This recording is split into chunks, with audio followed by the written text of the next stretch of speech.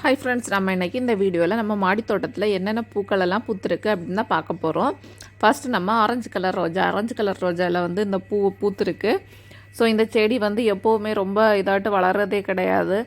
கொஞ்சம் நோஞ்சான் சைஸில் தான் வளரும். ஆனால் அதில் பூ மட்டும் சூப்பராக அழகாக இருக்கும். ஒரு கொத்தில் 2 பூ 3 பூ பூக்கும். ஆனால் இந்த வாட்டி ஒரு பூ தான் பூத்துருக்கு. அதுக்கப்புறமா நம்ம பிளாக் கலர் ரோஜா. இந்த ரோஜாவில் வந்து ஒயிட், நமக்கு வந்து லைட்டாக ஒயிட் கலர் இருக்கும், எல்லோ கலர் இருக்கும், மற்ற மாதிரி க்ரீனில் வந்து கொஞ்சம் பிளாக் கலரை மிக்ஸ் ஆன மாதிரிப்பட்ட ஒரு ரெட் கலர் அதுலேயுமே பூத்துருக்கு. இது நம்ம இப்போ புதுசாக வாங்கின ரோஜா செடி தான். அப்புறமா நம்ம எல்லோ ரோஜாவில் வந்து இப்போ நிறைய பூ மொட்டு வருது. ஸோ ஆனால் பூ என்னன்னு தெரியல, பூ வந்து கொஞ்சம் சின்னதாக தான் இருக்குது.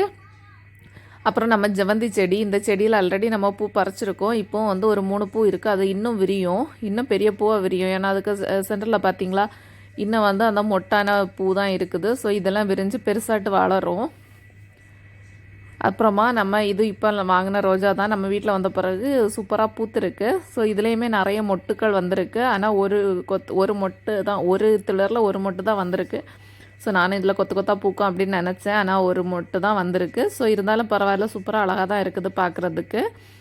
ஸோ அது ஃபஸ்ட்டு பூத்த பூனால பெருசாக இருக்குது. இது மற்றபடி சின்னதாக தான் இருக்குது. அப்புறம் நம்ம ஜெர்ப்ராலேயும் வந்து பிங்க் கலர் பூத்துருக்கு, ஆரஞ்சு கலர் பூத்துருக்கு. நம்ம வாடாமல்லி பூ கலர் வந்து ரெண்டு பூ பூத்து அதுக்கப்புறமா அதில் மொட்டு வரல. நம்ம கேசவர்த்தனிலையுமே எப்போவுமே பூ இருந்துட்டு தான் இருக்குது. ஸோ அதுவும் பார்க்க ஒரு அழகாக தான் இருக்குது. அப்புறமா நம்ம ஒயிட் கலர் ரோஜா, இந்த பூ வந்து இந்த செடியில் வந்து கொத்தாக பூ பூக்கும், எப்போவுமே பூ இருந்துகிட்ருக்கும். ஸோ அதனால தான் இந்த ரோஜா செடி நான் வாங்கினேன்.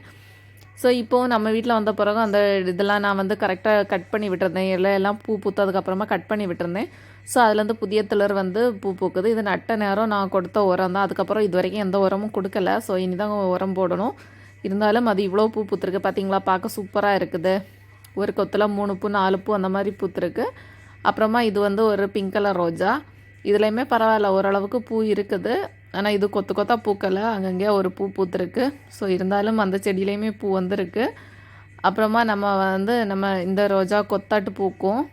இது கொடி மாதிரி படர்ந்து அந்த மாதிரி தான் பூ பூக்கும். ஸோ அதுலேயுமே மொட்டு வந்திருக்கு. ஆனால் அந்த மொட்டெல்லாம் ஏதோ புழுக்கடி மாதிரி அந்த மாதிரி இருக்குது.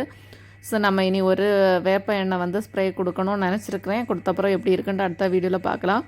அப்புறமா இது ஒரு குரோட்டன்ஸ் செடி தான். இது சின்ன செடியாக தான் நிற்குது. ஆனால் இதில் பூ எப்போவுமே இருக்குது. ரோஸ் கலரில் சின்னதாக பார்க்கவே அழகாக இருக்குது. Thank you friends. என்னோட அப்டேட் உங்களுக்கு பிடிச்சா லைக் பண்ணுங்கள், ஷேர் பண்ணுங்கள், மறக்காம